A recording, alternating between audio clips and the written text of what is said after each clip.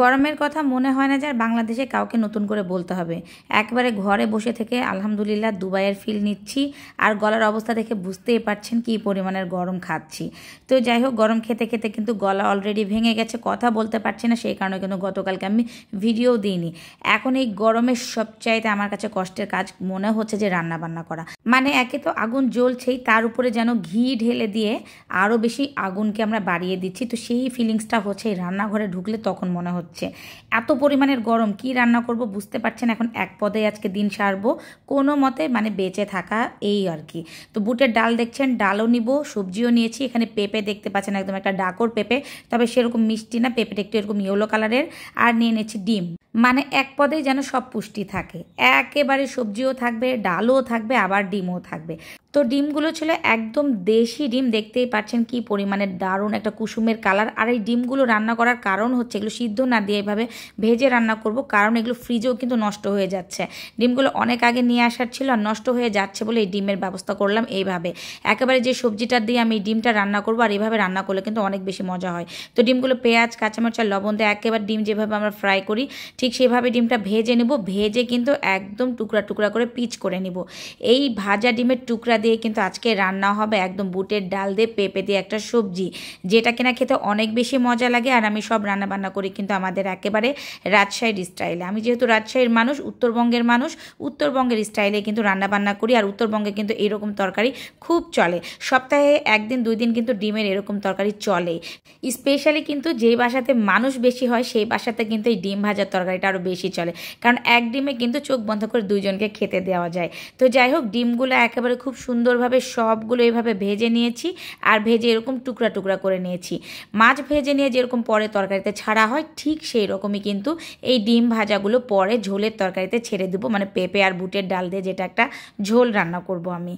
তো হাঁড়ি একটা চুলায় বসিয়ে দিয়েছি, হাঁড়িটা খুব ভালো করে গরম করে নিয়ে এখানে পরিমাণ মতো সরিষার তেল দিয়ে নিলাম। সরিষার তেল দিয়ে নিয়ে এখন ওখানে পরিমাণ মতো একটু পেঁয়াজ কুচি দিয়ে দিব। আর এই রান্নাটা কিন্তু একেবারে খুব একটা বেশি মশলাতে হবে না, খুব একটা মশলাও যাবে না, খুব একটা বেশি তেলও যাবে না। তো পেঁয়াজটা একটু মোটামুটি হালকা লাইট ব্রাউন করে একটু ভেজে নিব। ভেজে নেওয়ার পরে এখানে এখন পরিমাণ মতো লবণ দিয়ে দেবো। লবণটা আমি আগে দিয়ে দিই, কারণ লবণটা দিলে কিন্তু পেঁয়াজটা দ্রুত ভাজা হয়ে যাবে। আরও পাশাপাশি এখানে আমি মশলা ভাজবো।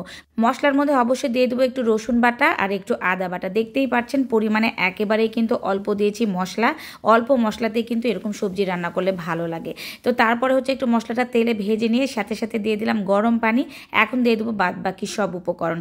দিয়ে দিলাম ঝালের জন্য কতগুলো কাঁচামরিচ, তারপরে দিয়ে দিলাম হলুদের গুঁড়া, তারপরে দিয়ে দেবো হচ্ছে একটু ধনিয়া গুঁড়া, তারপরে দিয়ে দেবো আবার একটু লাল মরিচের গুঁড়া আর হচ্ছে কাঁচামরিচের ঝালেই হবে রান্নাটা। তারপরে দিয়ে দিলাম জিরার গুঁড়া, সবার শেষে দিয়ে দেবো হচ্ছে একটু গরম মশলার গুঁড়া। বলতে গেলে 1 চা চামচেরও একটু কম হবে। ব্যাস, সব মশলা কিন্তু এখানে তেলে ভাসা কষানো হয়ে গেছে। এখন আমি এখানে আর একটু গরম পানি দিয়ে দিলাম। গরম পানি দিয়ে এখন এর মধ্যে দিয়ে দেবো হচ্ছে ভিজিয়ে রাখা সেই বুটের ডালগুলো। তো একটু বড় সাইজের 1 বাটি বুটের ডাল হয়েছে, যেটা কিনা হচ্ছে ভিজানোর পরে কিন্তু একটু ফুলে উঠে। তো সেই ডাল দিয়ে দিয়েছি, আর ডালটা একটু এইভাবে নেড়ে চেড়ে দিয়ে এর মধ্যে দিয়ে দেবো একেবারে কেটে রাখা পেঁপেগুলো। পেঁপেও কিন্তু এটা মোটামুটি একটা বড় সাইজেরই পেঁপে ছিল। তো পেঁপে আর বুটের ডাল একটু খুব সুন্দরভাবে এভাবে কষিয়ে নিব।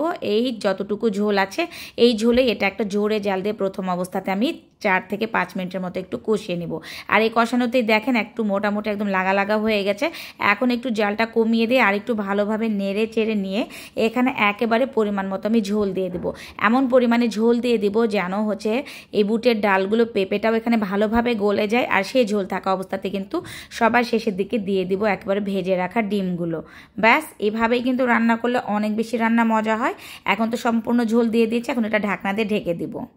প্রায় 10 মিনিটের মতো রান্না করে নিয়েছি, কিন্তু ঢাকনাটা এরপরে খুললাম। আর এর মধ্যে কিন্তু মোটামুটি একদম ভালোভাবে ডালটাও সিদ্ধ হয়ে গেছে, আর পেঁপেটা তো একেবারে খুব সুন্দরভাবে সিদ্ধ হয়ে গেছে। তো এই অবস্থায় থাকতে থাকতে কিন্তু এর মধ্যে এখন আমি ভাজা ডিমগুলো দিয়ে দিব।